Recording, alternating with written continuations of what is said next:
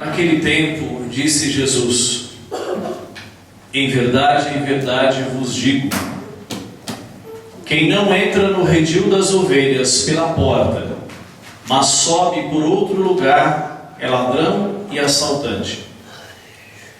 Quem entra pela porta é o pastor das ovelhas.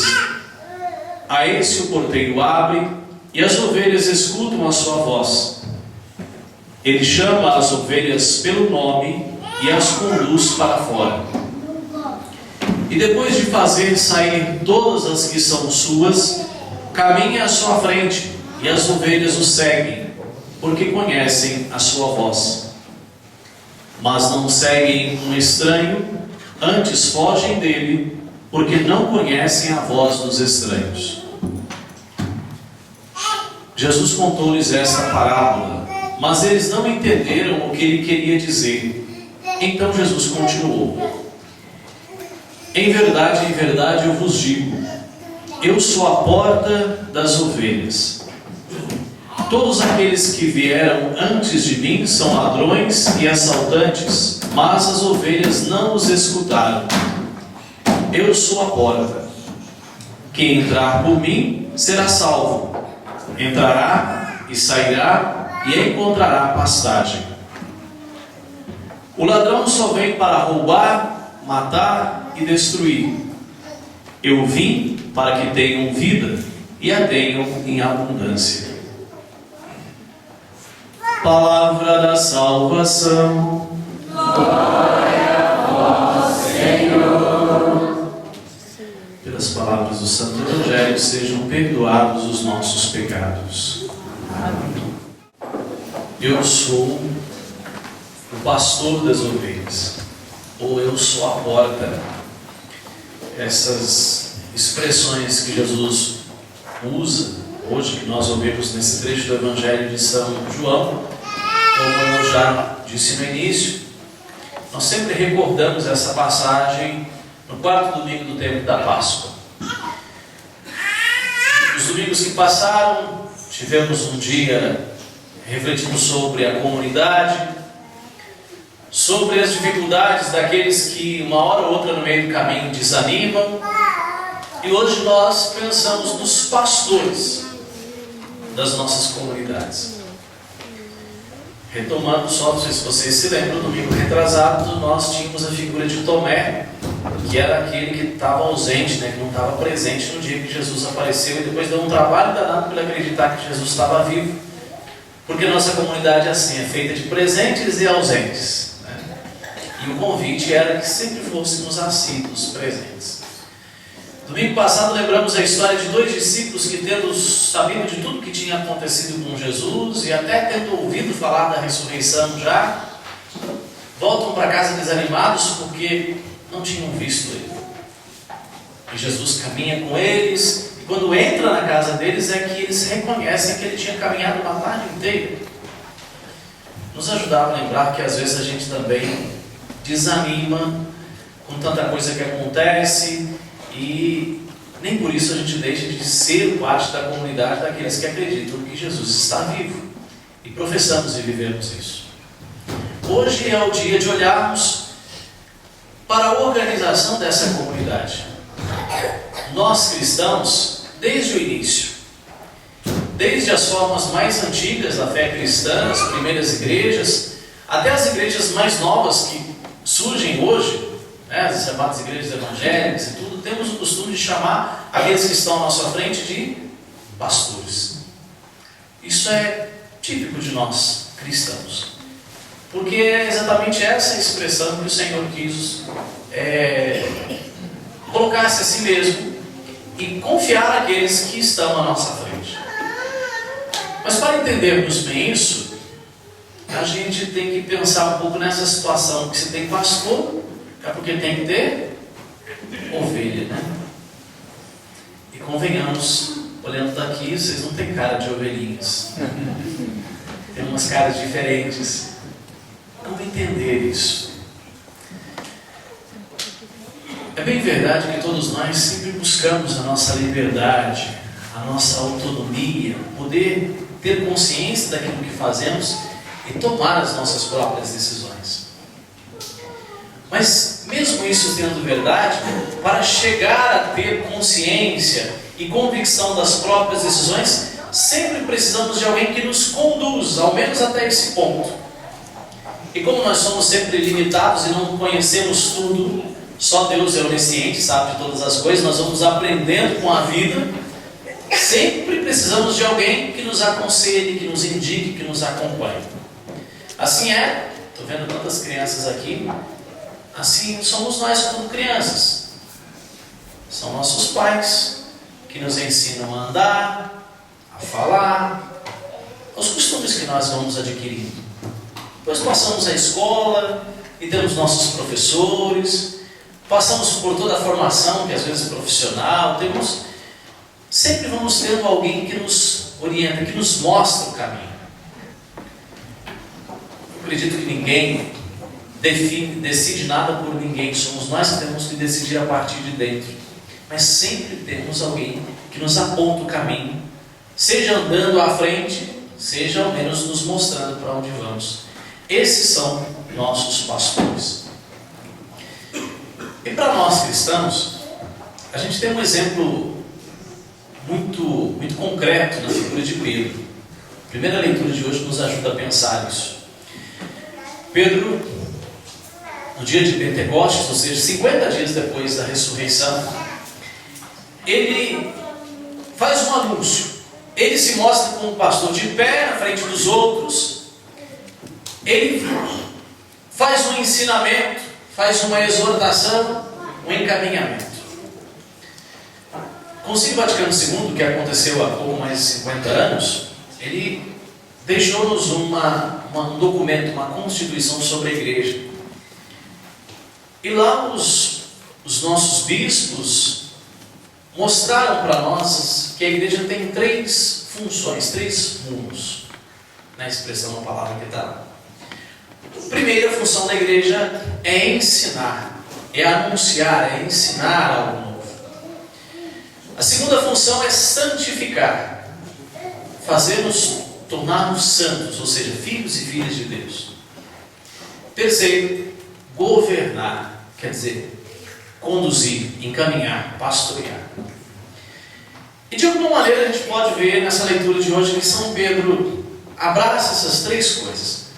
Ele faz o querigma. Essa palavra está muito em voga, está muito na moda, né? A palavra querigma, uma expressão grega, quer dizer, o primeiro anúncio é a manchete do jornal, aquele que você bateu o olho e opa, isso aqui me interessou. Pedro, exatamente o que Pedro faz. Ele se levanta e diz: é preciso que todos saibam que Deus constituiu Senhor e Cristo a esse Jesus que vocês crucificaram. Palavras muito simples. Sabe esse Jesus que vocês conheceram? Fazia poucos dias que Jesus tinha sido crucificado. Sabe esse aqui? Ou vocês estavam lá gritando: crucifica-o, porque ele é culpado, porque ele realmente não devia estar aqui, porque ele está causando convulsão nesse povo todo, fazendo todo mundo se revoltar, daqui a pouco vai sobrar para todo mundo, crucifiquem. Ou pelo menos vocês que ficaram calados, esse Jesus que vocês crucificaram, Deus constituiu ele Senhor, ou seja, dono, aquele que tem autoridade, que tem poder, e Cristo, a palavra quer dizer ungido, rei, aquele que tem uma autoridade dada a ele. Aliás, abrindo um parênteses aqui, está muito em voga também, nós cantamos como cantamos lá do penitencial, Kyrie eleison, Christe eleison. Vocês sabem o que é isso? Já pararam para pensar? Todo domingo vocês cantam isso, né? Bem, dá para a gente imaginar, né? A palavra Kyrie significa Senhor, Christe é Cristo, eleison, piedade, né? É uma expressão que dificilmente ela é bem traduzida. Até para o português traduzimos como Senhor, tende piedade de nós. E muitos dos liturgistas dizem que não é muito bem essa ideia. Tanto que nem para o latim ficou no grego mesmo. Por isso que o Kyrie, né? Se fosse latim seria uma palavra mais conhecida. Mas essas 2 expressões que geralmente nós cantamos não é um pedido de perdão, não estou pedindo perdão a Deus, é um louvor. É eu dizer assim: Senhor, Tu és o piedoso, Tu és piedade, Tu és misericórdia. Cristo, Tu és aquele que perdoa, aquele que salva, aquele que resgata, aquele que levanta. O Kyrie eleison, Cristo eleison, é muito mais do que tem piedade de mim, porque eu pequei, porque eu fiz isso. Não era só um pedido de perdão pessoal. Eu louvo a Deus, porque se não fosse pela morte, pela ressurreição, pelo amor que Ele tem, pela misericórdia que Ele tem, eu não estaria aqui. E essas duas palavrinhas são carregadas de grande significado. Quando a gente fala a expressão Senhor, Kyrie, quer dizer o patrão. Quem é empregado sabe o que eu estou dizendo, né? Que o patrão chega e fala alguma coisa, a gente pode até não concordar, mas a gente discute até certo ponto, de um ponto para lá, fazer o que? Ele é o dono, ele que resolve. Até que eu discuto, discordo, tento negociar, mas chega um ponto que ele é o dono. Quando usa a palavra Cristo, quer dizer ungido, lembra muito os reis, aqueles que tinham autoridade, que foi dada e que ninguém pode tirar. Hoje a gente ainda tem as figuras de impeachment e outras tantas aí que você consegue tirar quem está lá, porque nós elegemos, nós tiramos. Mas os reis não era assim. Uma vez, só se morresse. Ou morria, ou alguém matava, mas ninguém tirava a autoridade do rei, porque acreditava que isso era algo divino. O Cristo realmente, Pedro está dizendo, esse que vocês mataram é o nosso Senhor. A primeira coisa que Pedro está fazendo, traz-nos um anúncio, um ensinamento. Segunda coisa, cabe à igreja santificar. Então eles perguntam, e agora? O que nós podemos fazer para recuperar essa besteira que fizemos? Convertam-se, sejam batizados para a remissão dos seus pecados e recebam o Espírito de Deus. Essa segunda expressão de Pedro nos ajuda a pensar na igreja que santifica. Por meio dos seus pastores, Deus faz com que a sua graça chegue até nós. Nos santifica quer dizer, nos faz chegar essa graça de Deus até nós quando somos crianças pelo batismo, ou quando nos queremos tornar adultos na fé. Nos faz chegar até nós essa graça quando já adultos queremos sim professar e renovar essa fé pela crisma. Aqueles que nos santificam quando abençoa a união do homem e de uma mulher, transformando eles num sinal para os seus filhos e para o mundo do amor de Deus. Quando santifica alguns que escolhe para conduzir a igreja pelo sacramento da ordem, escolhe alguns para estar à frente da comunidade. A igreja santifica por meio dos seus pastores quando alguém está doente, lá na sua enfermidade, vai ser ungido, para que nessa situação de vida possa ser um testemunho também do sofrimento de Cristo e, quem sabe, da sua libertação. A igreja santifica quando a gente está morto pelo pecado e recebemos através dos nossos pastores o perdão, a absolvição. Então Pedro apresenta: sejam batizados e recebam o Espírito Santo. Por meio também dos nossos pastores nós somos governados. Naquele dia juntaram para mais de 3.000 pessoas. Imagina que para botar ordem em 3.000 pessoas não é uma coisa muito fácil. A igreja precisa se organizar para que todos possam chegar à graça, para todos possam ser anunciados, continue sendo anunciado o Evangelho. E Pedro é o que está à frente. Então, meus irmãos, nesse dia de hoje, vamos olhar com muito carinho para aqueles que estão à nossa frente.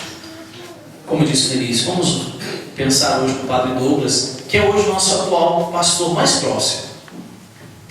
Tiveram outros antes dele, virão outros depois, mas hoje é ele. É preciso que ele nos conheça. Então é bom que vocês se apresentem, se por acaso vocês não conhecem ele direito, pelo menos pedir a bênção dele, e de vez em quando encher a paciência dele um pouquinho para lembrar da cara de vocês, né? Para que ele conheça vocês, conheça as suas ovelhas, e para que vocês também o reconheçam.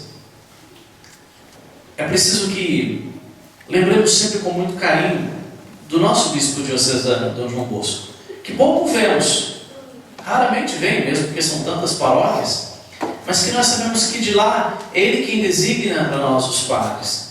Ele que quem cuida da formação dos novos que virão depois. Ele que supervisiona. A palavra episcopo, o bispo quer dizer o supervisor, é aquele pastor que faz a supervisão, vê como as coisas estão acontecendo em todos os lugares, para que não falte nenhum deles esses elementos da graça. Rezemos por ele, porque não é um trabalho fácil. Rezemos pelo nosso Papa Francisco, que ainda mais distante, apesar de que pela imprensa é tão próximo às vezes da gente, mas para que ele realmente possa conduzir toda a igreja do mundo na direção que o Senhor nos mostra hoje, atualizar isso. E outra coisa a pensarmos é que nós pastores não escolhemos isso. Os pastores, nenhum deles, eles escolhem por si mesmos, mas é uma tarefa que Deus dá. Qual a diferença entre vocês e eu aqui hoje? Qualquer um de vocês poderia estar aqui no meu lugar. Eu não sei porquê, não sei explicar isso para vocês. Nem sei de onde eu saí lá do fim do mundo e vim parar aqui celebrando com vocês. E nem estou aqui porque eu quero, mas porque fui designado para isso. Então, rezemos pelos pastores, porque eles não só escolhem, não são pessoas mais perfeitas nem mais santas, mas aqueles que precisam conduzir esse rebanho de Deus. Aliás, essa segunda leitura da carta de Pedro, eu nem haveria muito de comentar, porque eu acho que é muito para nós, padres, pastores, e serve também, se você tem alguma pessoa sob sua responsabilidade, se é coordenador de alguma coisa na comunidade, se é pai, se é mãe, veja que São Pedro diz: olha, se suportais com paciência aquilo que vocês sofrem, por terem feito o bem, isso os torna agradáveis diante de Deus. Mais adiante ele vai dizer assim: ó, melhor sofrer por ter feito o bem do que por ter feito o mal. Porque quando a gente faz alguma coisa errada, sofremos, bem, como diz o ladrão que estava crucificado ao lado de Jesus na cruz, nós merecemos o que estamos passando. Mas quando fazemos o bem, por isso nós sofremos, nós, ainda que o sofrimento nos traga um peso, sejamos fortes com isso. A palavra paciência, porque a gente fala, eu não tenho paciência, eu não tenho esse dom da paciência. Paciência não é dom, paciência é virtude. Ou seja, é uma coisa que a gente vai desenvolver. Paciência é a capacidade de sofrer as pancadas que os outros dão e permanecer o mais firme possível, levando adiante. Isso é paciência. Quem é muito calmo, muito tranquilo, muito relaxado, esse é sossego, pode ter outro nome, né?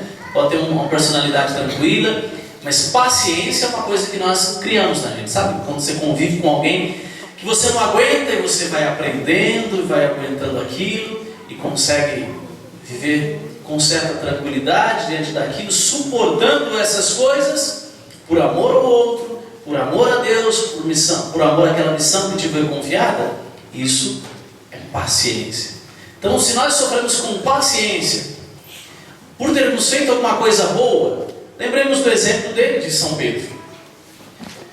Também Cristo sofreu deixando um exemplo para que vocês sigam. Ele não cometeu pecado algum, nenhuma mentira ele falou. Quando foi injuriado, não retribuía as injúrias. Atormentado, não ameaçava, antes colocava a sua causa nas mãos daquele que julga com justiça. E na verdade, sobre a sua cruz, carregou os nossos pecados. Então, se você como pai, como mãe, como coordenador, como responsável, uma hora ou outra sofre alguma coisa por isso, olha, não desanime com isso não. Ao contrário, ser pastor, conduzir alguém, sempre vai trazer uma certa dificuldade. Mas quando a gente olha para ele, o nosso bom pastor, o pastor, nós nos animamos para continuar. Então nunca se esqueça dessa missão que te é confiada, de olhar para ele, para que, inspirando nele, você possa conduzir bem aqueles que estão sob a sua responsabilidade. E não deixe nunca de rezar a Deus pelos que ele coloca à nossa frente. Que nunca falte pastores para nós, para nos guiar na fé, para nos aconselhar na vida, para nos mostrar o caminho que a gente tem que seguir. Então que nesse domingo do Bom Pastor, a gente possa agradecer a Deus por todos os pastores que passaram na nossa vida e em nome de Deus cumpriram a sua missão. É por isso que nós estamos aqui. E peçamos a Ele a graça de que os que estão agora possam nos conduzir bem, e que aqueles que também são confiados para nós sejam bem cuidados pela graça que Ele há de nos dar. Que assim seja.